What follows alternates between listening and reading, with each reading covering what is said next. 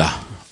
오늘 급기야 문재인 대통령이 관제 개헌안을 공개하면서 관제 개헌을 밀어붙이고 있습니다. 이토록 이 문재인 정권이 개헌에 대해서 진정을 하고 싶다면 국회 논의 과정을 지켜보고 자유한국당이 6월 말 헌정특위를 통해서 여야가 합의를 통해서 개헌할 발의를 하고 연내 개헌을 완료하겠다는 약속에 야사당이 모두 큰 틀에서 동의를 하고 있는데도 불구하고 오늘 이렇게 의회 민주주의를 말살하는 폭거를 자행했습니다. 특별히 검사 영장 청구권 조항을 삭제했습니다. 여야가 어렵게 합의해서 사개특위를 만들어서 운영하고 여야 합의를 통해서 우리가 권력기관을 어떻게 개혁할 것이냐에 대해서 머리를 맞대고 있는데 이렇게 무시하고 사법개혁특위를 이렇게 무력화시키는 대통령의 독재에 대해서 규탄할 수밖에 없습니다. 민주당의 가이드라인을 하달하는 것을 넘어서 강제하고 명문화시키는 이 대통령의 의회 민주주의를 말살하는 독재에 과연 사법개혁특위를 운영할 필요가 있느냐. 대통령이 검사의 영장 청구권을 조항을 삭제해버리고 이렇게 가이드라인을 딱 쳐버렸는데 민주당하고 어떻게 이 문제를 논의하고 합의를 하겠습니까? 도대체 사개특위가 여기 왜 있어야 됩니까? 도저히 납득할 수 없고 문재인 대통령의 관제 개헌안에 대해서는 사법개혁특위에서는 논의 자체도 안 하겠다는 점을 분명히 밝힙니다. 안철상 우리 법원행정처장님 처장 임명받은 지 얼마나 되셨어요? 2월 1일자로 임명받았습니다. 처장 임명 과정이 합리적이었다고 생각하십니까? 합리성이 크게 문제될 바는 아니라고 생각합니다. 문제가 없었어요? 예. 저는 김소영 전 처장을 해임하고 안철상 처장을 임명한 자체가 제왕적 대법원장 제도의 인사전행에 단면을 보여주는 사례다. 제가 쭉 전임 법원행정처장의 임기를 봤습니다. 차한성 처장은 2년 4개월을 했고요.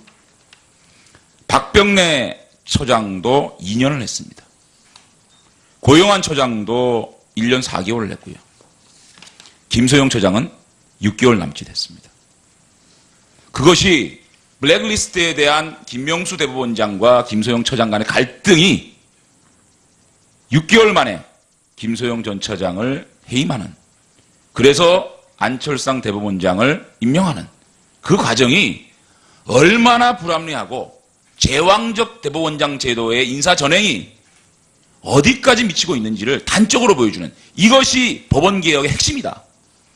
이 김명수 대법원장처럼 인사를 전행하고 인사를 마음대로 하고 코드 인사화하는, 이것이 법원개혁의 시작이다.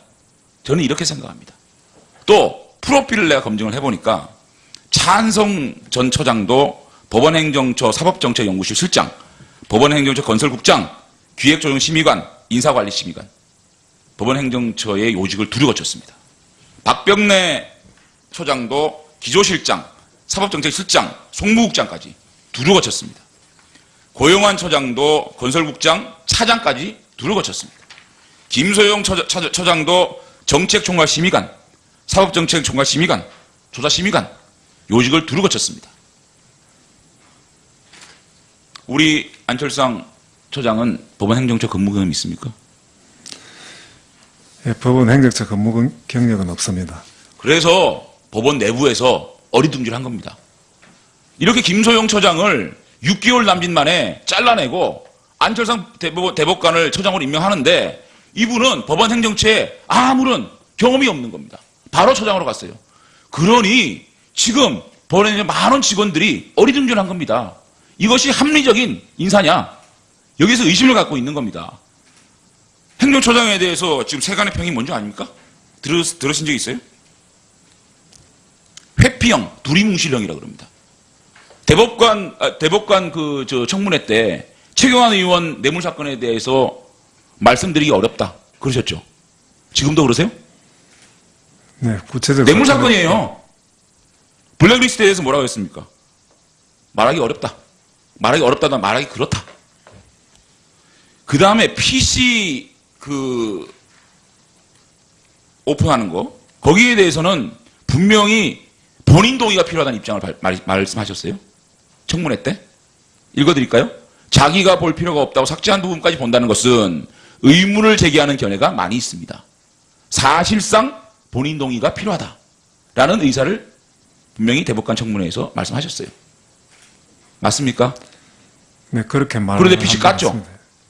왜 깠습니까? 의문을 제기하는 견해가 많다. PC를 개봉하는 데 있어서는 의문을 제기하는 견해가 많다라고 생각하시는 분이 단장이 돼서 깠죠? 왜 깠습니까? 제가 단장에 대해서는 동의를 다 받았어. 아니 그러니까 이게 지금 왜 본인이 PC를 그렇게 까냐고요. 블랙리스트 1차, 2차 블랙리스트 존재가 없다라고 결론이 났죠. 그런데 또 하는 게 이게 맞습니까? 그럼 이게 나올 때까지 계속 할 겁니까? 만약에 블랙리스트가 3차 조사에서도 안 나오면 이것을 주도했던 김명수 대법원장 및 이 좌파판 법관들 어떻게 책임지게 할 겁니까? 지금 이렇게 김소영 그 처장이 블랙리스트 부분이나 PC 개봉에 있어서 반대를 하지 않았습니까? 김명수 대법원장의 지시에. 맞죠? 조선일보 한번 띄워보세요. 이게 서로 김소영 처장하고 김소영 처장이 이렇게 얘기합니다. 임 전 차장 PC 조사는 조사 대상이 아니지 않느냐라고 얘기하니 김명수 대법원장은 못하게 하는 것을 보니 문제가 있는 모양이죠. 그렇게 하고 추가 조사위에서 블랙리스트 찾지 못했다라는 결과 조사가 나오니 이틀 만에 김명수 대법원장이 물러가라 라고 얘기하고 자르고 안철상 처장이 들어간 겁니다. 이게 합리적인 겁니까 이게? 대법원이 김명수 겁니까? 어떻게 생각하세요?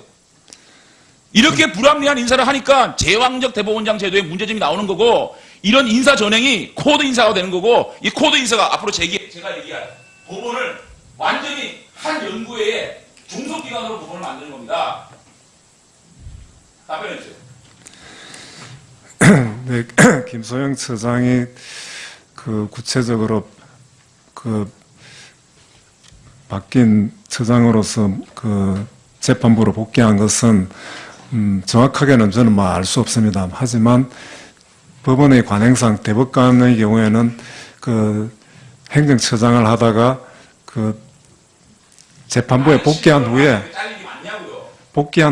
11월 달에 지금 퇴임할 예정으로 있거든요. 그러니까 복귀 전에는 재판부를 퇴임 전에는 재판부에 복귀하는 것이 일반적으로 그래 해왔습니다. 그렇기 때문에 법원 행정처에 아무리 경험이 없는 안 처장이 지금 일을 잘할 수 있겠습니까? 예, 저는 뭐 부족한 점이 많고 여러 가지 뭐 그게 김명수 대법원장의 제왕적 대법원장의 인사 전행을 얘기하는 겁니다. 지적하는 거예요. 장관님, 뭐 행정처의 다른 모습을 보여드리기 위해서 그렇다고 저는 생각하고 있습니다.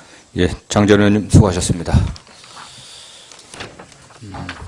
이상으로 오전 회의를 마치고 정회에 있다가 오후 2시에 속개하여 질의를 계속하도록 하겠습니다. 정회를 선포합니다.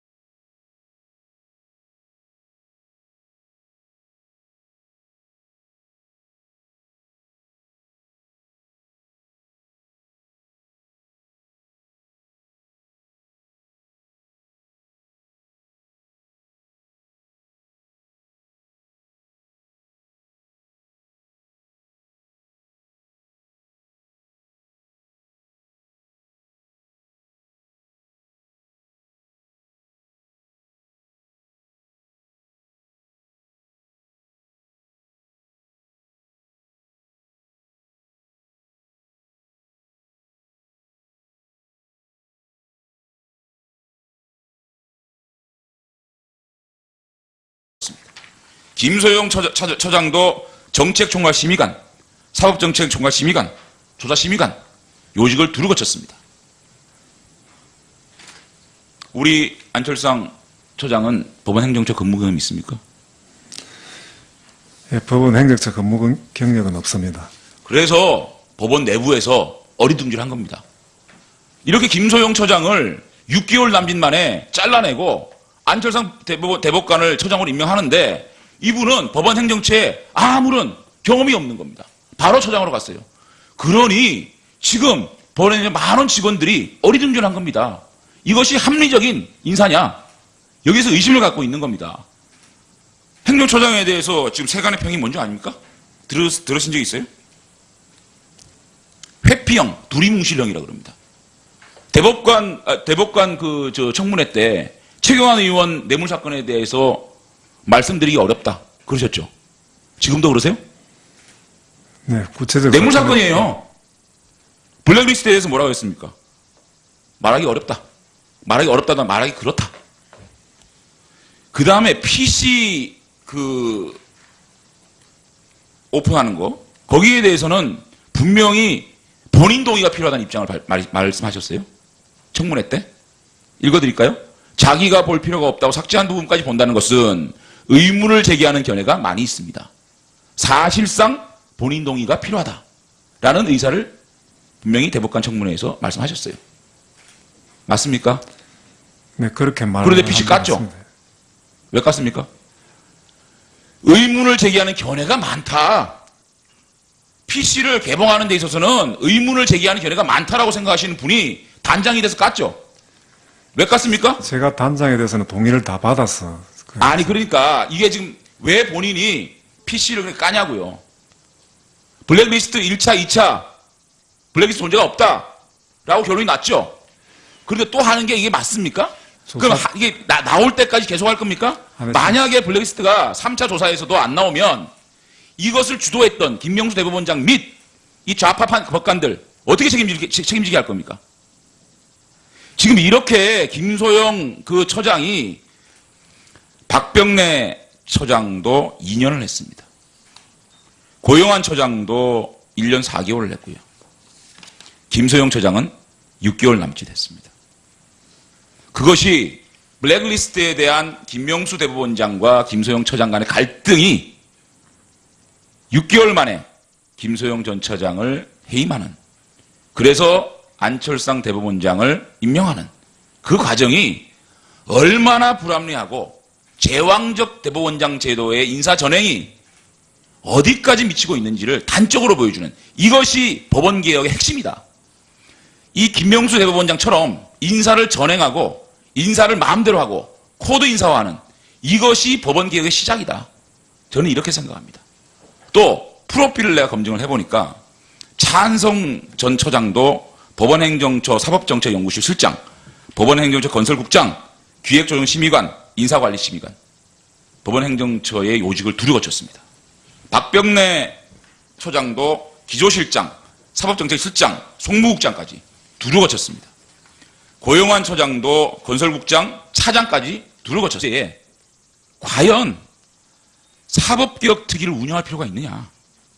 대통령이 검사의 영장 청구권을 조항을 삭제해버리고 이렇게 가이드라인을 딱 쳐버렸는데 민주당하고 어떻게 이 문제를 논의하고 합의를 하겠습니까? 도대체 사개특위가 여기 왜 있어야 됩니까?